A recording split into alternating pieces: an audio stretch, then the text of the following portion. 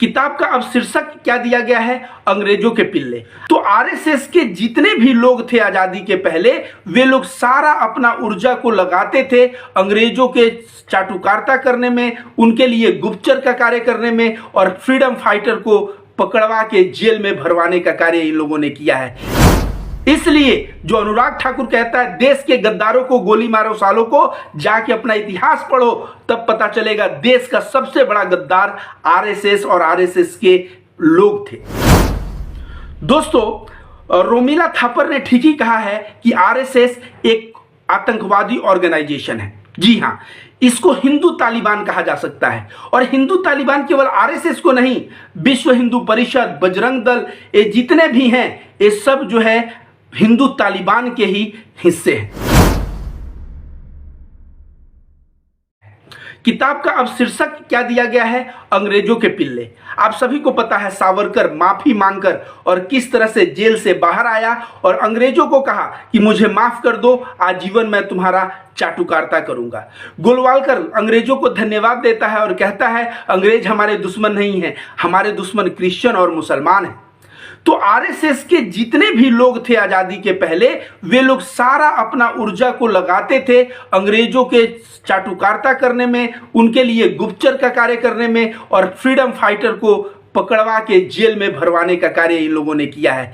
इसलिए जो अनुराग ठाकुर कहता है देश के गद्दारों को गोली मारो सालों को, जाके अपना इतिहास पढ़ो तब पता चलेगा देश का सबसे बड़ा गद्दार आरएसएस और आरएसएस के लोग थे। दोस्तों, रोमिला थापर ने ठीक ही कहा है कि आरएसएस एक आतंकवादी ऑर्गेनाइजेशन है। जी हां, इसको हिंदू तालिबान कहा जा सकता है। और हिंदू तालिबान केवल आरएसएस को नहीं, विश्व हिंदू परिषद, बजरंग दल, ये जितने भी हैं ये सब जो है हिंदू तालिबान के ही हिस्से हैं। आइए दोस्तों, थोड़ा हम लोग बात करते हैं इन लोगों का हिंदुत्व। जो हिंदू धर्म सही मायने में है और जो आरएसएस का हिंदुत्व है, उसमें जमीन आसमान का अंतर है। ये लोग जो है हाथ में तलवार की बात करते हैं और हिंदुत्व उदारवाद की बात करता है। ये कहते हैं हाथ में तलवार लेकर, और क्या करो, हाथ में तलवार लेकर पावर कब्जा करने की बात है। लेकिन हिंदू धर्म इंडिविजुअल, प्रत्येक व्यक्ति को जो है ध्यान साधना के माध्यम से मोक्ष और शांति और खुशहाली का मार्ग सिखाता है। अब मैं आप सभी को बता दूं कि जो इन लोगों का हिंदुत्व है, इन लोगों के हिंदुत्व का संस्थापक कौन था? कोई साधु संत थे?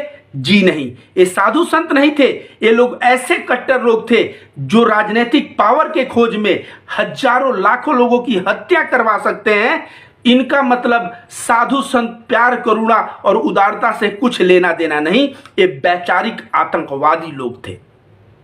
मैं आपको बता दूं कि विश्व हिंदू परिषद आरएसएस के बाद देखिए, महात्मा गांधी का गोडसे ने जैसे 1948 में हत्या किया, तो हत्या के बाद आरएसएस को बैन कर दिया गया। और जब आरएसएस को बैन कर दिया गया तो अब आरएसएस वालों को तो खुजली है कि क्या किया जाए कि फिर हम लोग अपना उदंडता शुरू करें। इन लोगों ने ऑर्गेनाइजेशन 1948 में ही खड़ा किया, अखिल भारतीय विद्यार्थी परिषद। इसके बाद इन लोगों ने 1951 में जनसंघ की स्थापना की, ताकि ये लोग, मैंने कहा ना, ये लोग राजनीतिक लोग हैं, इनका हिंदू धर्म से कोई लेना नहीं देना है। ये राजनीतिक पावर को पाने के लिए इन लोगों ने जनसंघ की स्थापना की। उसके बाद देखा जाए तो विश्व हिंदू परिषद की स्थापना हुई। और विश्व हिंदू परिषद की स्थापना क्यों हुई? ये जो थोड़ा सा उदंडता करना है ना। अब विश्व हिंदू परिषद के बाद 1984 में बजरंग दल की स्थापना हुई। और बजरंग दल की स्थापना किस लिए हुई? बाबरी मस्जिद को ध्वस्त करने के लिए।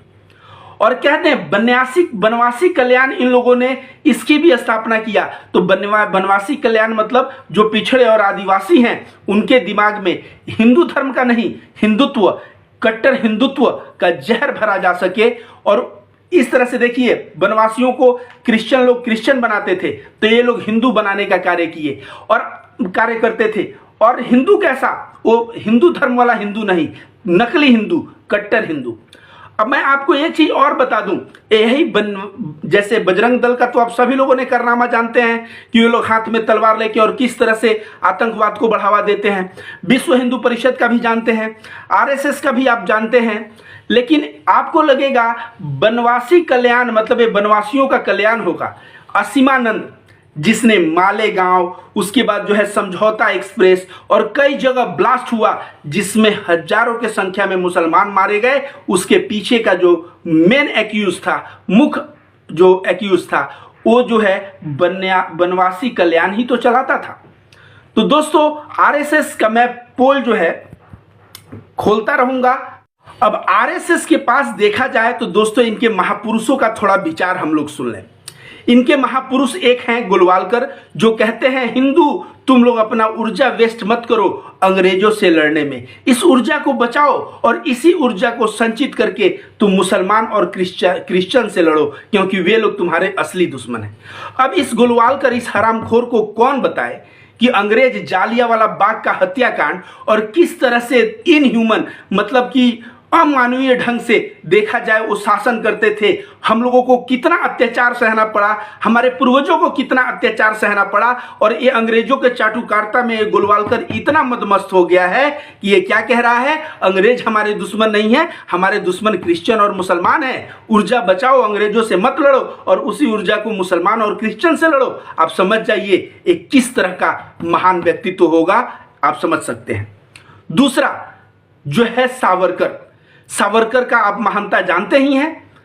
ये बंदा जो है 82 वर्ष की उम्र में कहता है कि मुसलमान औरतों को रेप करो।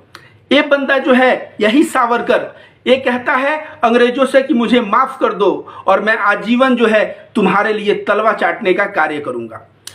उसके बाद आरएसएस का महापुरुष कौन है, नाथूराम गोडसे, जिसने महात्मा गांधी की हत्या कर दी। जो महात्मा गांधी भारत के राष्ट्रपिता थे और हैं, अभी भी हैं, और भारत के लिए क्या क्या नहीं किया, अपने पूरे जिंदगी को न्यौछावर करके भारत को भारत बनाने का सपना देखने वाले महात्मा गांधी अगर आज जीवित होते और देखते कि भारत हिंदू तालिबानों के हाथ चला गया तो उनके ऊपर क्या बीतता, भगवान ही जानता है। इसके बाद अटल बिहारी वाजपेयी, ये भी जो है आरएसएस के एक बहुत ही बड़े नेता माने जाते हैं। और इनका सुनिए, जब भारत छोड़ो आंदोलन हुआ था 1942 में, तो इन्होंने अंग्रेजों का गुप्तचर का कार्य किया था। और गुप्तचर का ही कार्य नहीं किया था, कई फ्रीडम फाइटर को अंग्रेजों के गुप्तचर का कार्य करके अंदर भी भिजवाया था। तो आप समझ जाइए कि इनके जो महापुरुष हैं आरएसएस के, वो किस हद के हैं और वो कितने महान थे, ये आपको पता चल ही गया होगा। दोस्तों आरएसएस की जो महापुरुषों की बात करते हैं तो कहा जाए कि आरएसएस के पास कोई हीरो नहीं था, जितने थे सारे के सारे जीरो ही थे, सारे के सारे चाटुकार ही थे और देश विरोधी ही कार्य उन लोगों ने किया। और आज आरएसएस राष्ट्रीयता सिखाता है। मैं आपको बता दूं, आजादी के पहले आरएसएस एक काम नहीं गिनवा सकता। आज आरएसएस जो भी गिनवाता है कि मैंने आजादी के पहले ये किया, फला किया, ढेकना किया, ये सारा का सारा सरासर झूठ।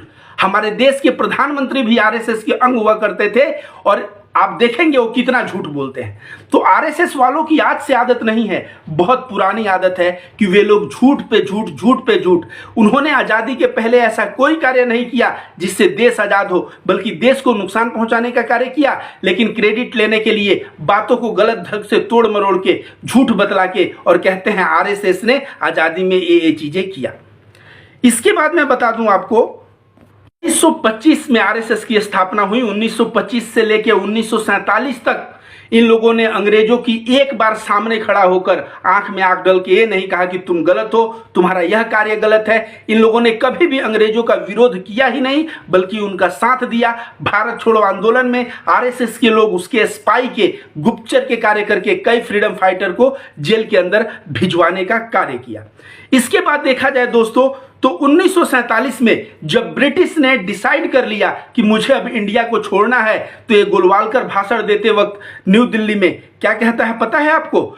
ये कहता है कि जो लोग अंग्रेजों से आजादी चाह रहे हैं वो संकीर्ण मानसिकता के लोग हैं। मतलब आप समझ सकते हैं कि जो अंग्रेज जालियांवाला बाग का हत्याकांड और कितने अत्याचार हमारे देश के नागरिकों पे किया। हमारे देश सोने का चिड़िया था, पूरा धन लूट के लेके चला गया। उसके लिए कह रहा है कि जो अंग्रेजों को भारत से आजादी चाहता है और अंग्रेजों को बाहर करना चाहता है, वो संकीर्ण विजन के लोग हैं। और इनका विजन इस बहुत ही शार्प है और बहुत ही अच्छा है, जो अंग्रेजों के चाटुकारिता पे ये जो है करते रहे हैं। तो मैं दोस्तों अब अगले वीडियो में आरएसएस पोल खोल का पार्ट 2 बनाऊंगा, और पार्ट 2 बनाऊंगा तो उसको भी आप लोग देखिएगा। धन्यवाद।